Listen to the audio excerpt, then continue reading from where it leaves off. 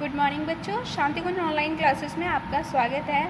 तो बच्चों, मैं हूं आपकी साइंस टीचर और बच्चों किसी ने अभी तक ये वाली साइंस की बुक नहीं ली है 4th क्लास में, तो वो अपनी बुक ले लीजिए, क्योंकि बिना बुक के तो आपको कुछ समझ में नहीं आएगा और आप अपना वर्क भी कंप्लीट नहीं करते हैं। तो इसीलिए अपनी बुक सबसे पहले परचेज़ कीजिए और फिर उसके बाद में अपना होमवर्क कंप्लीट कीजिए।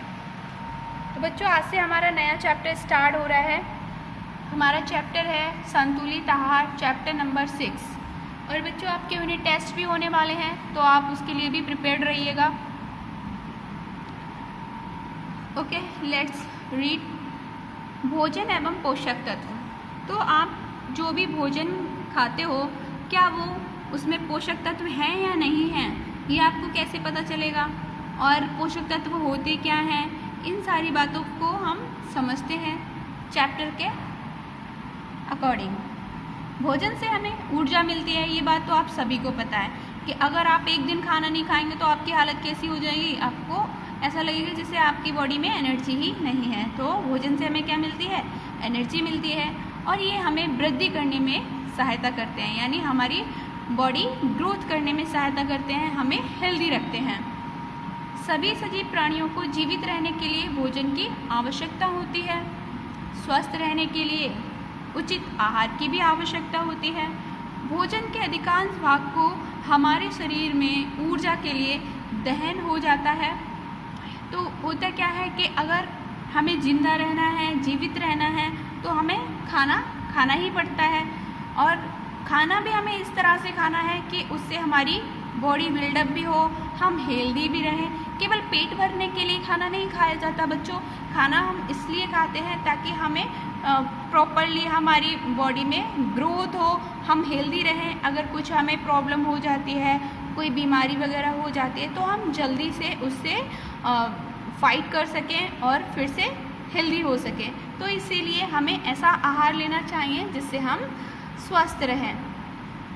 भोजन के अधिकांश भाग हमारे शरीर में ऊर्जा दहन के लिए होते हैं, मतलब जो एनर्जी हमें मिलती है वो किससे मिलती है, खाने से मिलती है। और खाने का काफ़ी हद तक पोर्शन जो होता है, जो वो उसका मेटाबॉलिज्म होता है, पाचन होता है, तो हमें उससे ही ऊर्जा मिलती है। इसीलिए शरीर को अन्य पोषक तत्वों की भी आवश्यकता होती है।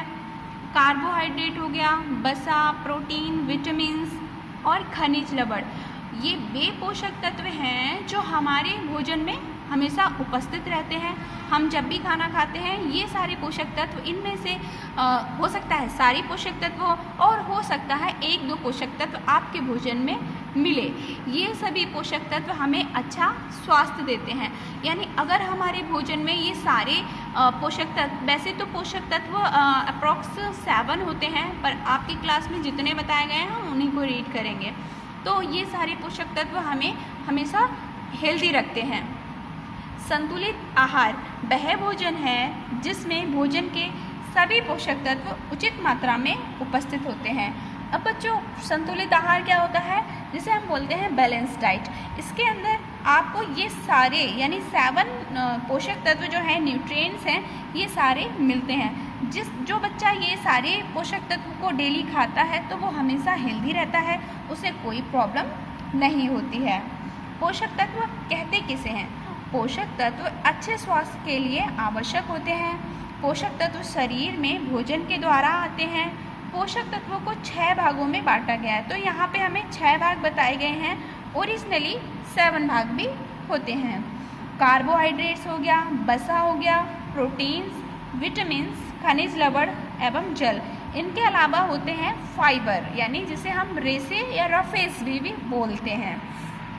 तो इन प्रत्येक पोषक तत्व का अलग अलग अपना अपना काम होता है। तो आइए हम सबसे पहले कार्बोहाइड्रेट और वसा के बारे में जानते हैं। ये हमें कहाँ से मिलता है और इससे क्या होता है।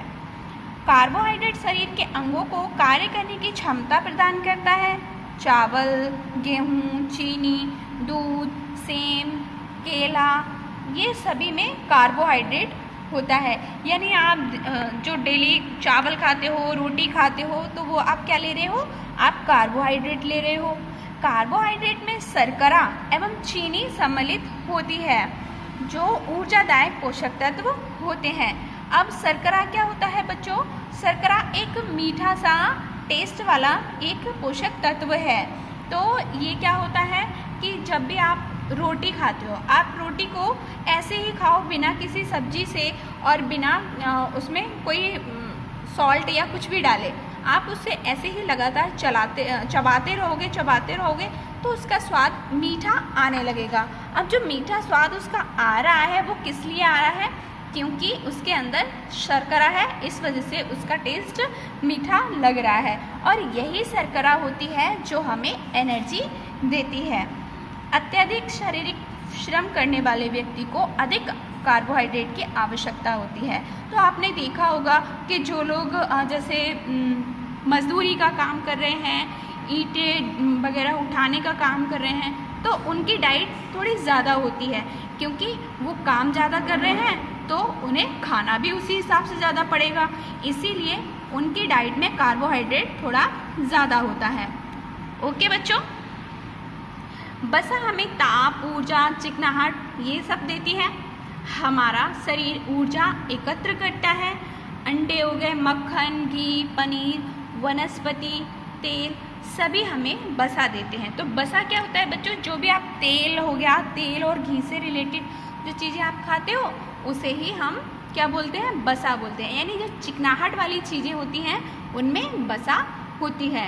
सूखे मेवे में भी अधिक वसा पाई जाती है। जैसे आपको आलमंड यानी कि बादाम, तो बादाम का भी तेल निकलता है ना, तो उसमें भी वसा पाई जाती है। वसा से हमें कार्बोहाइड्रेट से अधिक ऊर्जा प्राप्त होती है। तो सबसे ज़्यादा हमें ऊर्जा किससे मिलती है? वसा से मिलती है।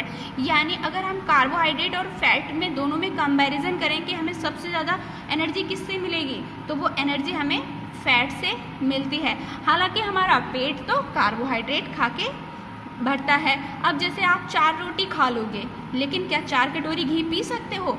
नहीं ना। और एनर्जी तो दोनों से ही मिलेगी, लेकिन फ़ायदेमंद क्या रहेगा? कार्बोहाइड्रेट। तो आया बच्चों आपको समझ में कार्बोहाइड्रेट और वसा? ओके, अब आपको होमवर्क में क्या करना है? आपको करना है take the correct option. First है कार्बोहाइड्रेट ऊर्जा देने वाला होता है। सेकेंड में लिखोगे वसा युक्त भोजन प्रदान करते हैं ऊष्मा और ऊर्जा दोनों ही। विटामिन डी का प्राकृतिक स्रोत सूर्य का प्रकाश है। रुद्रांश जिन्हें हम रेसे बोलते हैं, वो शरीर में पाचन में सहायता करते हैं। तो बच्चों इतना होमवर्क आपको कॉपी में करना है। नेक्स्ट क्लास में हम इसके आगे का पढ़ेंगे। ओके, तब तक के लिए बाय बाय।